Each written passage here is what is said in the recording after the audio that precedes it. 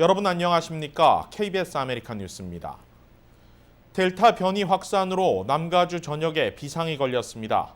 LA 카운티는 오늘로 12일 연속 코로나 1일 확진자 수가 1,000명을 넘겼고 양성 판정 비율도 경제 재개방 이후 처음으로 4%대를 넘겨 5%대에 육박하고 있습니다. 이런 가운데 LA 외에 각 지역 카운티와 시 정부도 자체적으로 마스크 착용 의무 조치를 내리는 등 방역 고삐를 다시 조이고 있습니다. 김경일 기자가 보도합니다. 독립기념일 이후 LA 카운티 코로나19 신규 확진자 수는 4배 늘어난 것으로 나타났습니다. LA 카운티 보건국은 독립기념일 이후 코로나19 신규 감염자 수가 300% 늘어났다고 밝혔습니다.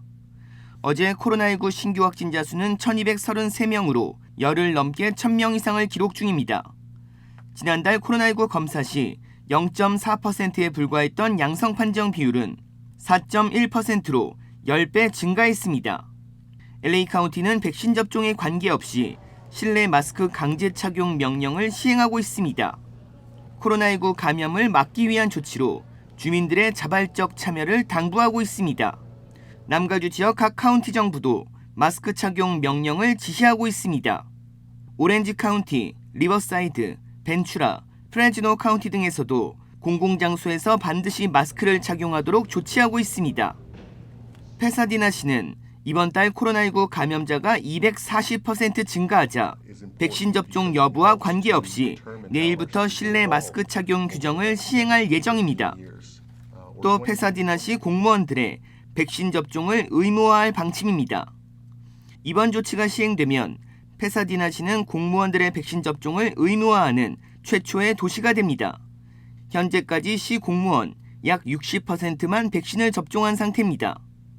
공무원들의 백신 접종 의무화는 FDA 승인을 거쳐야 하지만 델타 변이 확산세가 빠르게 진행되고 있어 페사디나시의 방침은 남가주 지역 각 시정부에도 상당한 영향을 미칠 것으로 전망되고 있습니다.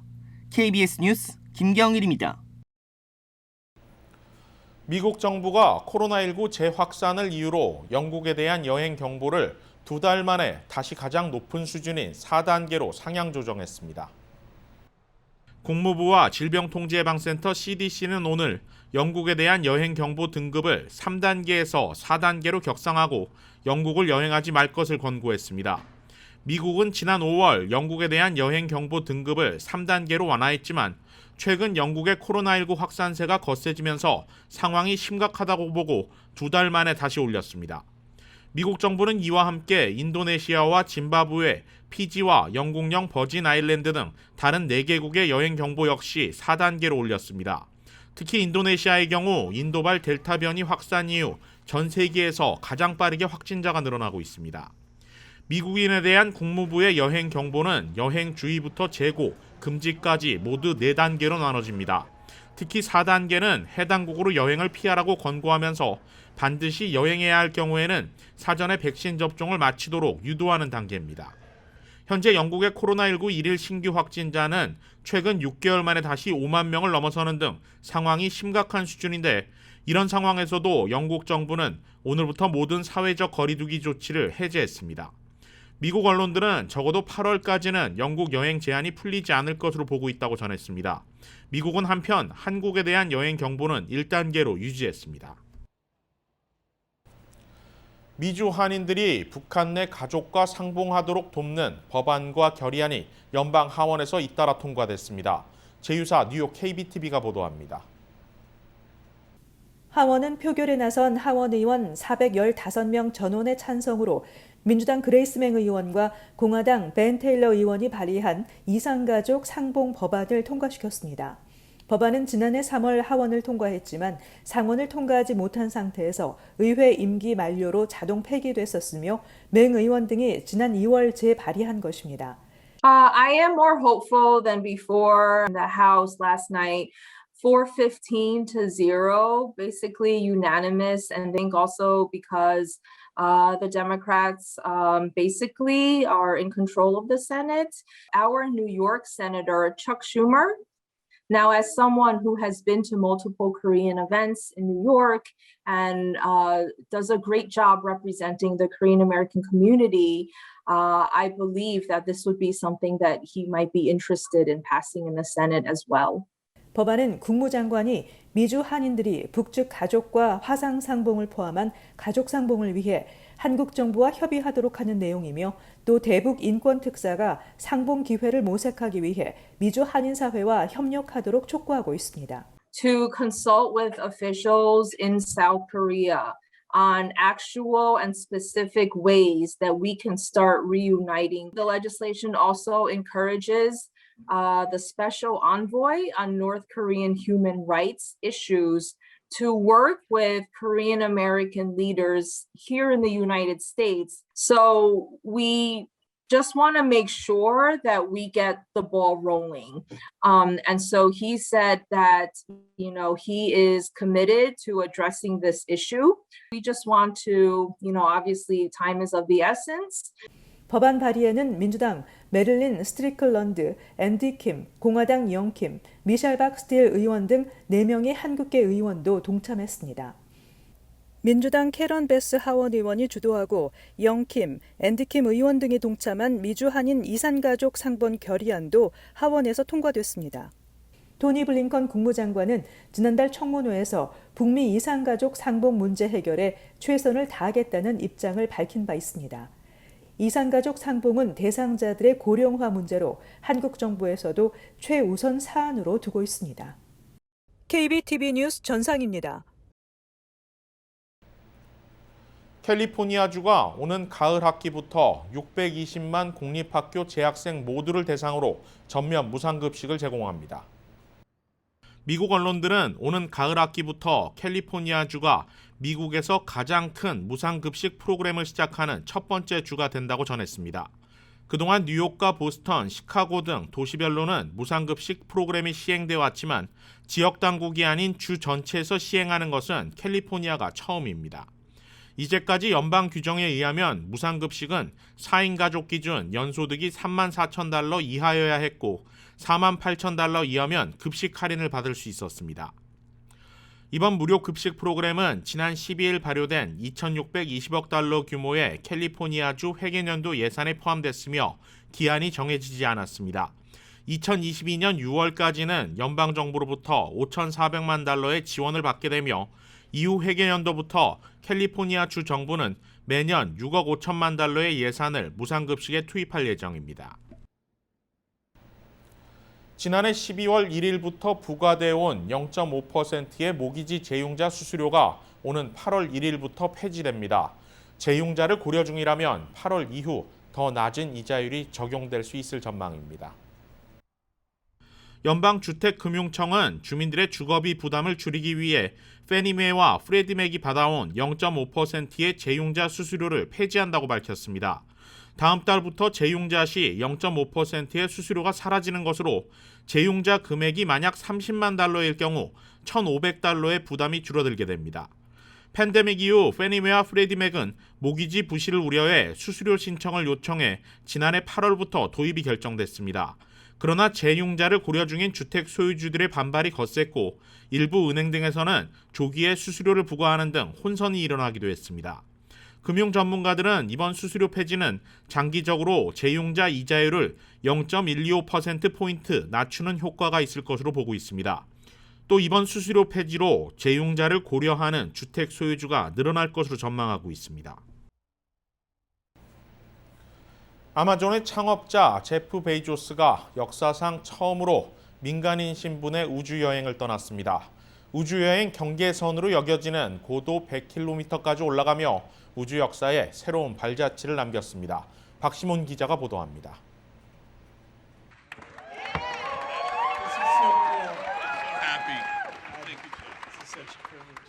역사상 처음 민간인 신분으로 우주 관광을 다녀온 블루 오리진 창업자 제프 베이조스에게 배지를 수여하고 있습니다. On how it felt. Oh my God!